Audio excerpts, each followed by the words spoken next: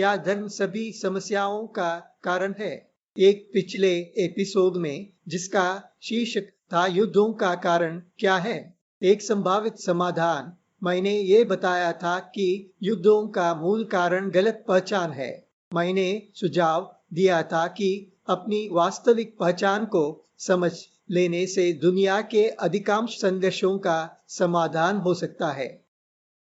उस एपिसोड पर प्रतिक्रिया देते हुए एक पाठक ने महसूस किया कि हालांकि एक एपिसोड ने सही मूल कारण की ओर इशारा किया है, लेकिन समाधान देने में वो थोड़ा अधूरा रह गया।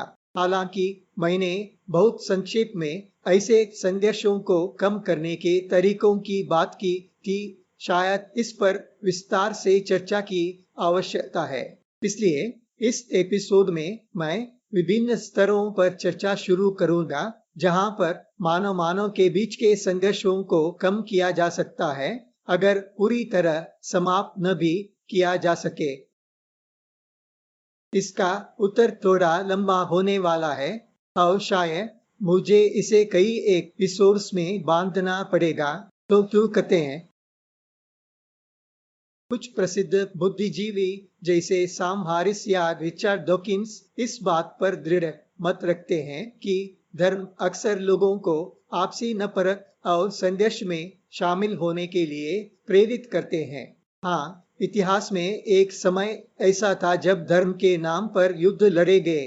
धार्मिक मतभेदों के कारण बहुत खून खराबा हुआ और मानवाधिकारों का उल्लंघन हुआ। दुर्भाग्य से यह आज भी होता है, भले ही छोटे स्तर पर। क्या इसका मतलब यह है कि मानव संघर्षों के समाधान के रूप में सभी धर्मों को त्याग देना चाहिए? मुझे डर है कि यह एक अत्यधिक कदम होगा। ये ऐसा होगा जैसे नहाने के पानी के साथ बच्चे को भी फेंक देना। असल में हमें धर्मों को सही दृष्टिकोण से समझने की आवश्यकता है और उन्हें नफरत पे लाने के साधन के रूप में इस्तेमाल नहीं करना चाहिए। साथ ही हमें अलग अलग धार्मिक मान्यताओं और प्रथाओं के प्रति खुलापन विकसित करना चाहिए। यही एक समाधान था जिसे मैंने उस एपिसोड में सुझाया था। मैंने कई लोगों को देखा है जो आज के खून खराबे और धार्मिक उत्पीड़न के लिए इस्लाम को जिम्मेदार ठहराते हैं, और कई कट्टरपंथी ऐसे भी हैं जो कुरान की गलत समझी गई आयतों का सहारा लेकर अपने जघन्य कार्यों को सही ठहराते हैं। लेकिन बहुत से लोग कुरान में दिए गए उन स्पष्ट कथनों को नजरअंदाज कर देते हैं जो आपसी सहिष्णुता को बढ़ावा देते हैं। मेरी सबसे पसंदीदा आयतों में से एक ये है, जब ये प्रश्न पूछा जाता है कि एक सच्चे मुसलमान का उन लोगों के प्रति क्या दृष्टिकोण होना चाहिए जो उसके धर्म को स्वीकार नहीं करते, तो कुरान कहता है कि एक सच्चे मुसलमान को कहना चाहिए, मैं उस चीज की इबादत नहीं करता जिसकी तुम इबादत करते हो, और न ही तुम उस चीज की इबादत करोगे जिसकी मैं इबादत करता हूँ। ला अअबुदु मा तअबुदून वला अंतुम आबिदून मा अअबुद। कुरान 109.2, 109.3। तुम्हारे लिए तुम्हारा मार्ग और मेरे लिए मेरा मार्ग। लकुम दीनुकुम वलिय दीन। कुरान 109.6 मूल रूप से ये सिखाता है कि व्यक्ति को अपनी मान्यताओं पर दृढ़ रहना चाहिए, जबकि दूसरों की मान्यताओं का सम्मान करना चाहिए। ये कोई एक अलग आयत नहीं है जिसे मैंने चुन लिया हो। कुरान में ऐसी कई बातें हैं जो धार्मिक मान्यताओं के नाम पर हिंसा को हतोत्साहित करती हैं, लेकिन जो लोग अपने कार्यों को सही ठहराने के लिए कुरान का सहारा लेते हैं, उनमें से कितने लोग वास्तव में ऐसी आयतों को पढ़ते हैं, और कितने गए मुस्लिम जो कुरान को हिंसा का स्रोत मानते हैं, इन तथ्यों से अवगत हैं। समस्या धर्म में नहीं है, समस्या है धार्मिक सिद्धांतों की अधूरी समझ और उन सूक्ष्म बातों के प्रति जागरूकता की कमी जो अक्सर नजरअंदाज हो जाती है। क्या कोई ईसाई जिसने वास्तव में सुसमाचार के निम्नलिखित वाक्यों का अर्थ समझ लिया हो, कभी किसी से घृणा कर सकता है? किसी को नुकसान पहुंचाना तो दूर की बात है। एक अवसर पर यीशु कहते हैं, तुमने सुना है कि कहा गया था, अपने पड़ोसी से प्रेम करो और अपने शत्रु से बैर रखो। पर मैं तुमसे कहता हूँ, अपने शत्रुओं से प्रेम करो और जो तुम्हें श्राप देता है उसे आशीर्वाद दो। जो तुमसे घृणा करता है उसके साथ भलाई करो।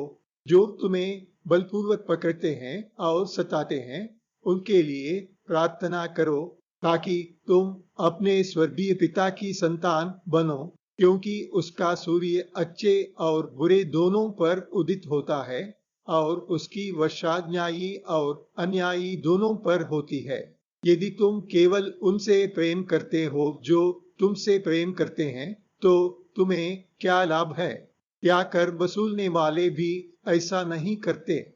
और यदि तुम केवल अपने भाइयों की शांति के लिए प्रार्थना करते हो, तो इसमें क्या विशेष बात है? क्या कर वसूलने वाले भी ऐसा नहीं करते? इसलिए पूर्ण बनो जैसे तुम्हारा स्वर्गीय पिता पूर्ण है। The Holi gospel of Matthew chapter 5। इन बुद्धिजीवियों ने इन अनमोल बातों को कैसे नजरअंदाज कर दिया? टॉम हैरिस, जिन्होंने भारत में विभिन्न गुरुओं के साथ वर्षों बिताए, भारतीय चिंतन के इस मूल सिद्धांत को कैसे भूल गए? केवल संकीर्ण सोच वाले लोग हम और वे के रूप में सोचते हैं। उदार हृदय वाला व्यक्ति पूरे विश्व को एक परिवार मानता है। अयम निजः परो वेति गणानां लघुचेतसाम् उदारचरितानां तु वसुधैव कुटुंबकम्। तो समस्या वास्तव में धर्मों में नहीं है, बल्कि उनकी सही समझ में है। हाँ, इन बातों को कभी कभी धार्मिक विद्यालयों में सिखाया जाता है, लेकिन यह पर्याप्त नहीं है। कई बार ये केवल ये दिखाने के लिए किया जाता है कि किसी का अपना धर्म कितना महान है, और कभी कभी ये दूसरों के धर्म को नीचा दिखाने का माध्यम भी बन जाता है। ये प्रतिकूल प्रभाव डालता है। हमें आवश्यकता है एक निष्पक्ष दृष्टिकोण से एक दूसरे के धर्मों को समझने की। कमियां ढूंढने के बजाय हमें उन अनमोल बातों पर ध्यान देना चाहिए जिनका मैंने पहले उल्लेख किया। वही बातें मानवों को एक साथ लाती है, केवल मानव ही नहीं बल्कि संपूर्ण सृष्टि को, जैसा कि हिंदू कहावत संकेत देती है। लेकिन बहुत से बड़े लोग अपने जीवन भर के पूर्वाग्रहों से बाहर निकलना कठिन पाते हैं। वे न तो बदलना चाहते हैं और न ही बदल पाते हैं। हमारी आशा यह है कि हम अपने बच्चों को इन मूल्यों से परिचित कराएं जो सभी धर्मों में समान हैं, ताकि उनके मन अधिक खुले बने। ऐसी खुले विचारों की प्रवृत्ति धीरे धीरे निकटता, आपसी सम्मान और प्रेम को बढ़ाती है। अंततः ये उस मूल सत्य को प्रकट करती है कि धर्म मनुष्यों के लिए है, न कि मनुष्य धर्म के लिए। तभी वे भेदभाव जो अक्सर धार्मिक कट्टरता से उत्पन्न होते हैं कम होने लगते हैं। मुझे आशा है कि मैंने पाठक की टिप्पणी का उत्तर कम से कम आंशिक रूप से दे दिया है, लेकिन वास्तविक समस्या इससे भी अधिक गहरी है। मैं उसके बारे में अगले एपिसोड में बात करूंगा।